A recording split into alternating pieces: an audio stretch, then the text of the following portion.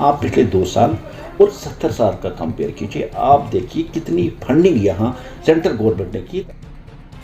आज का दुकानदार, आज का ऑटो रिक्शा वाला, आज का गाड़ी वाला, आज का रेडे वाला बिना रोक टोक 24 घंटे अपनी काम कर रहा है। ये सबसे बड़ी डेवलपमेंट है और ये सबसे बड़ी इम्प्रूवमेंट है जो आपको 370 खत्म होने के बाद यहाँ दिखाई दे रही है।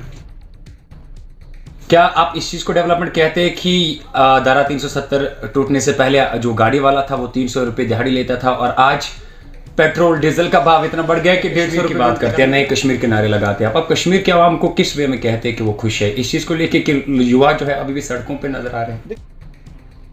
आप इन सब चीजों को मानते हैं? बिल्कुल। मैं तो अगर आप इन सब चीजों को मानते हैं तब आप लोग क्यों अभी, अगर देखा जाए प्राइम मिनिस्टर, होम मिनिस्टर ने जो वादा किया था हालात सुधरने के बाद, कश्मीर अच्छा होने के बाद स्टेट वापस दिया जाएगा, तो अभी कौन सी दिक्कतें आ रही है जो स्टेट नहीं दी जा रही? नया कश्मीर हम इसलिए कहें, नया कश्मीर में पाकिस्तान का झंडा नहीं लहरा रहा है, नया कश्मीर में आईएसआई का झंडा नहीं लहरा रहा है, नए कश्मीर में स्टोन कल्टिंग नहीं हो रही है, नए कश्मीर में अब उस तादाद में गन और बंदूकें नहीं चलती। कल धारा 370 को 2 साल मुकम्मल होने वाले हैं। जम्मू कश्मीर, लद्दाख में क्या बदला? जम्मू कश्मीर की आवाम क्या खुश है या नाराज है? जम्मू कश्मीर का बेरोजगार अभी रोजगार कमा पा रहा है या अभी भी बेरोजगार है? धारा 370 जब एब्रोगेट किया गया था, दावे किए गए थे कि जम्मू कश्मीर के अंदर विकास, डेवलपमेंट देखने को मिलेगी।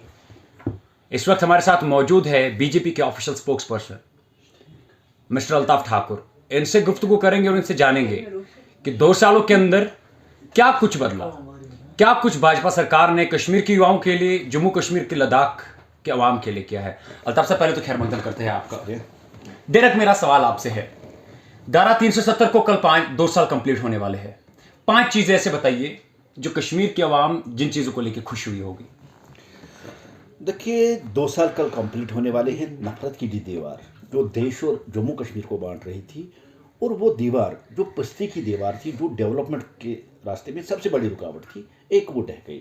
दूसरा, आपने कहा कि कोई 5 सवाल बता दीजिए। देखिए, जम्मू कश्मीर में, खासकर मैं कश्मीर की बात करूं, 2 साल पहले जब भी किसी कोचे, किसी नक्कड़ या किसी चौराहे पे जाते थे तो पत्थरबाजी होती थी या पाकिस्तान और आईएसआई के झंडे यहाँ लहराए जाते थे। और दूसरा ये, तीसरा, मैं इस बात की मुझे कोई हर्ज कहने में नहीं कि एक पार्लर सिस्टम यहाँ हुर्रियत चला रही थी गवर्नमेंट का, और एडमिनिस्ट्रेशन पे हमेशा उनका गलबा रहता था। और आज देखिए, अकाउंटेबिलिटी है, ट्रांसपेरेंसी है, आज पत्थरबाजी नहीं हो रही है, ना आज कहीं पाकिस्तान का झंडा, ना कहीं आईएसआई का झंडा लहरा। और दूसरी सबसे बड़ी बात, देखिए, डेवलपमेंट की एक प्रोसेस यहाँ शुरू कर दी गई। पंचायत राज का फर्स्ट टायर, पंच सरपंच, जिसके सरपंच के अकाउंट में 23 से 25 लाख रुपए। दूसरा, जो बीडीसी को भी अलग फंडिंग होती है, और डीडीसी, ये एक हिस्ट्री है कि आज तक 70 साल में आज़ादी के बाद पहली बार ये इलेक्शन हुई है। उसके पीछे जो लॉजिक था, लॉजिक यही है कि जम्मू कश्मीर को डेवलपमेंट की राह पे तेज़ी के साथ दौड़ा जाए और यहाँ डेवलपमेंट हो। आज आप गाँव देहातों की हालत देखिए, पिछले 70 साल और पिछले 2 सालों का आप कंपेयर कीजिए, जम्मू कश्मीर कितना बदला हुआ नजर आ रहा है। और जम्मू कश्मीर में आज देखिए, आज ट्रांसपोर्ट इंडस्ट्रीज हड़ताल के बगैर बिना रोक टोक, बिना रुकावट की काम कर रही है। आपका टूरिज्म सेक्टर, इसमें आज टूरिस्ट, आपको याद होगा कि सरमा में जब कोविड की दूसरी लहर आई, उससे पहले देखिए कि कितनी तादाद में यहाँ टूरिस्ट आए और यहाँ कहीं जगह भी नहीं मिल रही थी। ऐसे बहुत से सेक्टर्स हैं जिनमें एक इम्प्रूवमेंट हुई और चेंज हुई। और सबसे बड़ी बात है, देखिए, पिछले 2 साल में हमारे नेशनल लेवल पे कितने सपोर्ट्स के यहाँ खिलाड़ी जो चले गए, जिन्होंने रिप्रेजेंटेशन देश की और आज ओलंपिक गेम्स में भी हमारी जो यूथ है वो रिप्रेजेंटेशन कर रही हैं मुल्क की। मेरे कहने का मतलब है, आप पिछले 2 साल और 70 साल का कंपेयर कीजिए, आप देखिए कितनी फंडिंग यहाँ सेंट्रल गवर्नमेंट ने की ताकि जम्मू कश्मीर में डेवलपमेंट में हो, जम्मू कश्मीर में विकास हो। और सबसे बड़ी बात है, जम्मू कश्मीर की जो लॉ एंड ऑर्डर प्रॉब्लम हमेशा रहती थी, एकदम वो क्लियर हो गई। आज का दुकानदार, आज का ऑटो रिक्शा वाला, आज का गाड़ी वाला, आज का रेडे वाला बिना रोक टोक 24 घंटे अपनी काम कर रहा है। ये सबसे बड़ी डेवलपमेंट है और ये सबसे बड़ी इम्प्रूवमेंट है जो आपको 370 खत्म होने के बाद यहाँ दिखाई दे रही है। अल्ताफ साहब, आपने ट्रांसपोर्ट के हवाले से बात करी, ऑटो वालों की बात करी, आपने दुकानदारों की बात करी।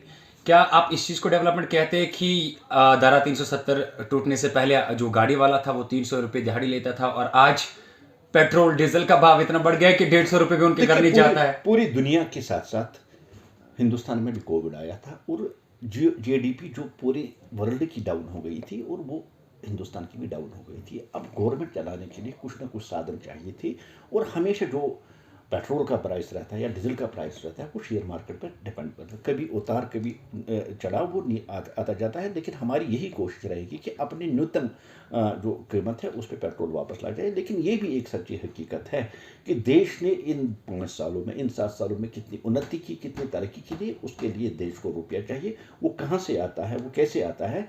अगर कुछ चीज़ों पर को थोड़ी सी बढ़ोतरी हुई, ये हमेशा हुई, आज पहली बार नहीं हुई है। लेकिन इतनी तो नहीं हुई, लेकिन आज मतलब आज हमेशा पहली बार नहीं, देखिए टैक्स कितना पे कर रहे हैं। आप कांग्रेस की बात क्यों नहीं करते? जब उन्होंने कहा कि आपको 4 ही सिलेंडर इस मिलेंगे साल में, आज तो जितने आप चाहे वो क्यों नहीं कहते? आप नेगेटिव पॉइंट ही क्यों हाईलाइट करते हैं?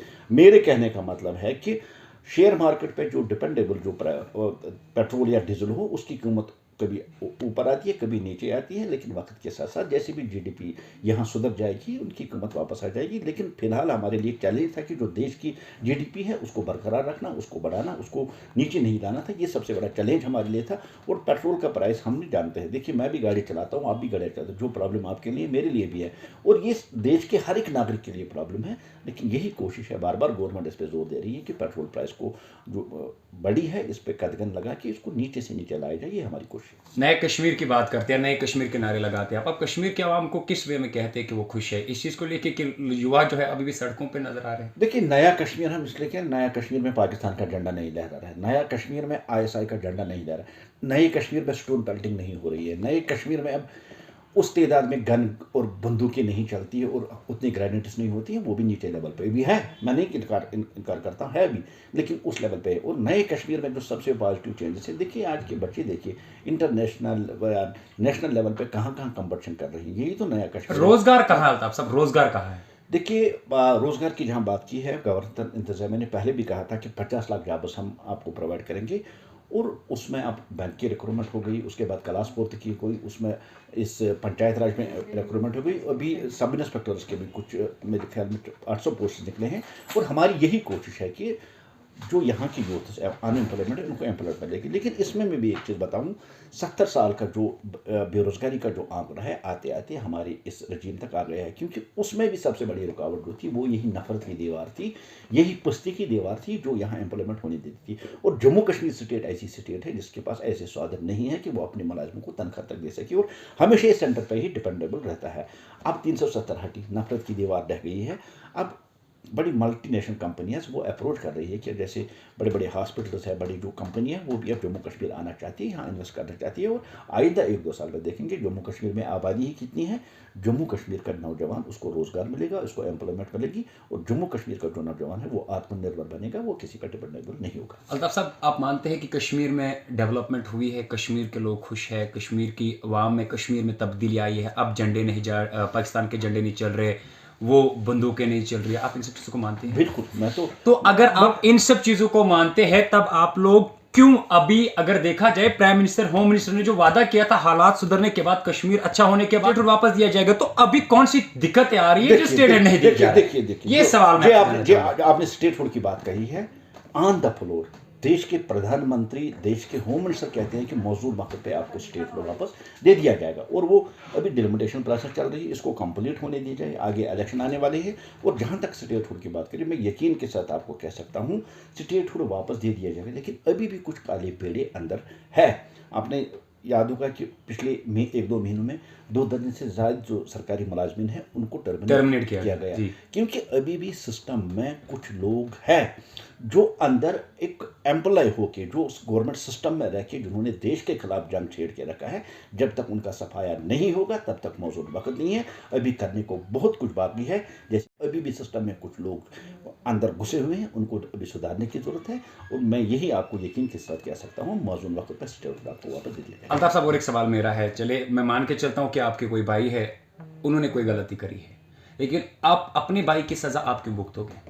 सिंपल सा सवाल है मेरा, सिंपल सवाल। देखिए, स्टोन पैलेटर्स ने देश के खिलाफ, खाली स्टोन पेल्टर्स की बात नहीं है, ओवरऑल की बात कर रहा हूं। जैसे हमने सलाहुद्दीन की बात करी, चलिए उनका बाप मिलिटेंट था, दहशतगर्द था, लेकिन नहीं, देखिए मैंने स्टोन पेल्टर्स की बात इसलिए की क्योंकि हाल ही में एक गवर्नमेंट की तरफ से ऑर्डर आ गया, जिसके लिए मैं गवर्नर साहब का शुक्रिया अदा करता हूं कि उन्होंने सही वक्त पे सही जो ऑर्डर है उसको लाया। आपको याद होगा पिछले रीजन्स में स्टोन पेल्टर्स के लिए खुसूसी पैकेज दिया जाता था, उनको एम्प्लॉयमेंट दी जाती थी जैसे स्टोन पेल्टर्स को। लेकिन आज के जम्मू कश्मीर और तब के जम्मू कश्मीर में ये फ़र्क है कि आज मेरिट होल्डर्स को जॉब मिल रहा है।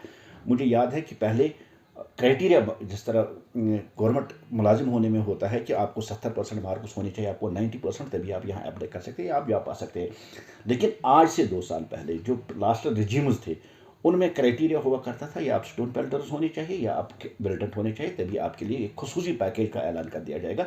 वो सब ख़त्म हो गया क्योंकि अब ट्रांसपेरेंसी, अब अकाउंटेबिलिटी, अब उन नौजवानों को यहाँ रोज़गार मिलेगा जिनका गन के साथ कोई वास्ता नहीं है, जिनको स्टोन पेल्टिंग के साथ। और जहाँ तक आपने बात की बाप ने गलती की है, तो बेटे क्या कर रहे थे? वो तो इतना बड़ा हवाला रॉकेट चला रहे थे, उन्हीं की सज़ा उसको मिली, बाप की सज़ा नहीं मिली। बाप तो पहले ही जा चुका, वो जानते हैं दहशतगर्दों का चीफ है, वो हिजबुल का चीफ। लेकिन उनके बेटों ने जो हवाला के ज़रिए यहाँ देश के खिलाफ जंग छेड़ रखी थी, जिन्होंने यहाँ रुपया बांट के पत्थरबाजी कराई, जिन्होंने मिलिटेंटों को एक से दूसरी जगह पहुँचाने में अब रुपया पैसा खर्च किया, उसकी सज़ा उनको मिली और ऐसे लोगों की सज़ा मिलनी चाहिए। तो आखिर में आपसे जानना चाहेंगे, जैसे आपने कहा कि चलो उनको उनकी सज़ा मिलनी चाहिए, उनका देश को बांटने की या बाकी मिलिटेंसी को चलाने की या बाकी चीज़ों को लेके उनका हाथ था। अल्ताफ़ साहब, आखिर में जानना चाहेंगे, रोज़गार के हवाले से हम बार बार बात करते हैं और आप लोगों की भी जब आर्टिकल 370 एब्रोगेट हुआ, विकास, डेवलपमेंट, रोज़गार कश्मीर के अवाम को देने का, अल्ताफ़ साहब एग्जैक्ट फिगर मैं आपसे पूछता हूँ, एग्जैक्ट फिगर जो 2 सालों के अंदर या बाकी अभी करंट टाइम में देखा जाए 1.3 मिलियन है। आपको क्या लगता है कि क्या कुछ पॉलिसीज़ या क्या कुछ नया लाना चाहिए जिसकी वजह से कश्मीर का युवा जो है वो खुशी से अपना रोजगार चलाए? आपको क्या लगता है कि कौन सी चीजें आनी चाहिए कश्मीर में? देखिए मैं पहले भी कह चुका हूँ और बहुत बड़ा एक्सपेक्टेशंस है 370 हटने के बाद। हमने भी वादा किया है कि कश्मीरी यूथ को या जम्मू के यूथ को रोज़गार फराहम होना चाहिए और उनको रोज़गार पर बड़ी और उम्मीदें भी बहुत लोगों को होनी भी चाहिए, क्योंकि हमने नारा ही दिया और हमने वादा किया। मैं पहले भी कह चुका हूँ, प्राइवेट सेक्टर को यहाँ ला के यहाँ की बेरोज़गारी को ख़त्म करना ये वाहिद रास्ता है, क्योंकि हमारे पास ऐसे साधन नहीं है कि हम सबको गवर्नमेंट जॉब दे सके। और इस सिलसिले में यहाँ कोशिश भी चल रही है और बड़ी बड़ी कंपनियां भी अप्रोच कर चुकी है। बहुत जल्द वो वक्त आ जाएगा जब यहाँ के नौजवानों की ये शिकायत दूर होगी और यहाँ के नौजवान आप बाहर प्रताप पार्क में या कई जगह उनको प्रोटेस्ट करते हुए नहीं देखिए, उनको आपस में देखें कि उनको देश मुल्क की तरक्की और मुल्क की उन्नति के लिए आपस में काम करते हुए देखें। आखिरी सवाल मेरा है, आप जिन चीज़ों की दावे करते हैं कि हमने सड़कें दी है, हमने टनल्स दी है, हमने बाकी सारी चीज़ें दी है, कल उमर अब्दुल्ला का अगर आपने बयान सुना होगा टाइम्स नाउ पे, उन्होंने कहा कि ये सारी कुछ हमारी प्रीवियस सरकारों की देन है, आप ये खाली बटर लगा रहे हो उस पर। क्या कुछ इन्होंने दिया अभी तक? एक चीज ऐसे बताइए जो इन्होंने खुद किए हो, जितना भी अभी तक कश्मीर के अंदर चैनल्स की बाकी उमर साहब को ये बात ध्यान में रखनी चाहिए, क्या वो अपने मुलाजिमों को तनख्वाह दे पा रहा था जब वो चीफ मिनिस्टर थे? क्योंकि ये वो स्टेट है जिसके पास अपने मुलाजिमों को तनख्वाह देने के लिए नहीं है। उमर साहब बाहर आके निकले, एक बार गुपकार की उस कोठी से बाहर आके निकले, लोलाब चला जाए, कुकरनाग चला जाए, शांगस चला जाए, कुपवारा चला जाए, भांडीपोरा चला जाए और वहाँ देखे कितनी बड़ी डेवलपमेंट पंचायत राज के जरिए इस गवर्नमेंट ने की है। अंदर बैठ के कोठी में शुतुरमुर्ग की तरह आंखें बंद करने से कुछ नहीं होगा। उनको हाइबरनेशन से बाहर आके पूरे कश्मीर का एक बार दौरा करके देखना चाहिए कि किन गाँवों किन देहातों में कितनी बड़ी डेवलपमेंट हुई। और जहाँ तक उन्होंने बात की, हमने IITs दिए, हमने मेडिकल कॉलेज दिए, हमने सेंट्रल यूनिवर्सिटी दिए, हमने बड़े बड़े प्रोजेक्ट्स दिए और आगे बहुत कम वक्त में आप देखिएगा बहुत बड़े प्रोजेक्ट जम्मू कश्मीर में आने वाले हैं, जिससे यहाँ की बेरोजगारी खत्म होगी और यहाँ के नौजवानों को रोजगार मिलेगा। ये हमारे साथ मौजूद थे बीजेपी के official spokes person mister Altaf Thakur, जिनसे हमने गुफ्तगू करी कि जम्मू कश्मीर वैली के अंदर 2 सालों के बाद, 2 सालों में जब आर्टिकल 370 एब्रोगेट हुआ 2019 में, तब से लेकर आज तक क्या बदला, क्या डेवलपमेंट हुई, क्या युवाओं को मिला, किन पॉलिसीज़ के तहत आप लोगों ने काम किया और कौन कौन सी नई पॉलिसीज़ जो है जम्मू कश्मीर वैली के अंदर आई। फिलहाल के लिए इतना ही था। जिंदगी रही तो आगे जाके फिर आप लोगों के साथ किसी नए आगाज़ के साथ मुलाकात होगी। तब तक के लिए आप मुझे और मेरे कैमरामैन को दीजिए इजाज़त। अल्ताफ साहब, इतने बिजी शेड्यूल में अपना वक्त देने के लिए आपका बहुत बहुत शुक्रिया।